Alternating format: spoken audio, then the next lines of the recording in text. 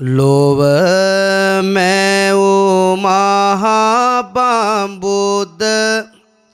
ආදර අම්මාය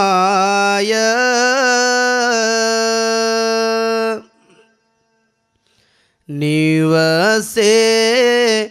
මිනි පහනක් වූ පියාය ජීවිතයේ හමු මුල් ගුරු මව්පියෝය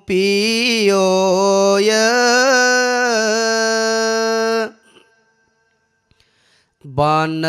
අරබන්නේ මාගේ මව්පියෝ වැඳලාය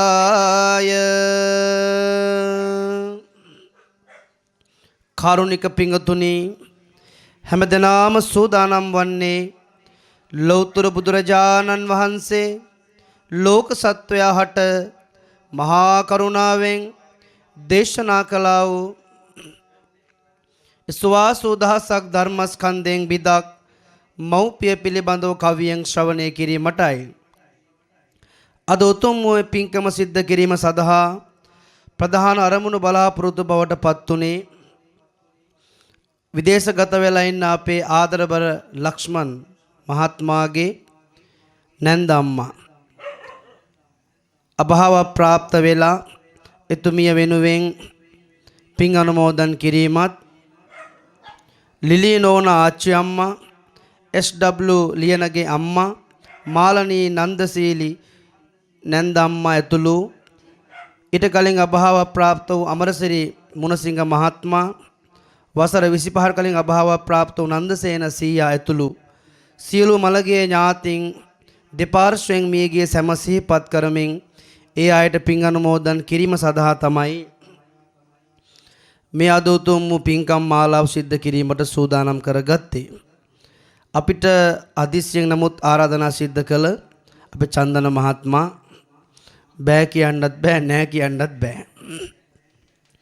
ඉතින් එතුමා නිසා තමයි මේ පින්කමට සම්බන්ධ තවත් දේශනාවකටම වඩින්න තියෙනවා. වාහන ඇවිල්ලා තියෙන නිසා කෙටියෙන්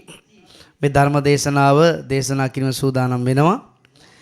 තව දේශනාවක් මම හිතන්නේ කොළඹගම ස්වාමීන් වහන්සේගේ දේශනාව තියෙන හින්දා හැමදෙනාම සිත කය වචන තුන්දොර සංවර කරලා කෙටි අනුශාසනා කවියෙන් ශ්‍රවණය කිරීම සඳහා හැමදෙනාම නැවතත් සාදුකාරය පවත්වන්න. බුදු හිමි අනුත් පුද දුන් මහා සෙනසුනය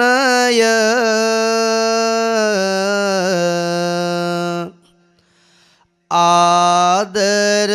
හැඟීමට ආරමුණු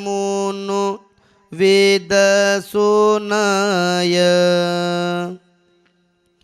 සෙනෙහස දැහැන් ගතවන මහා සෙනසුනය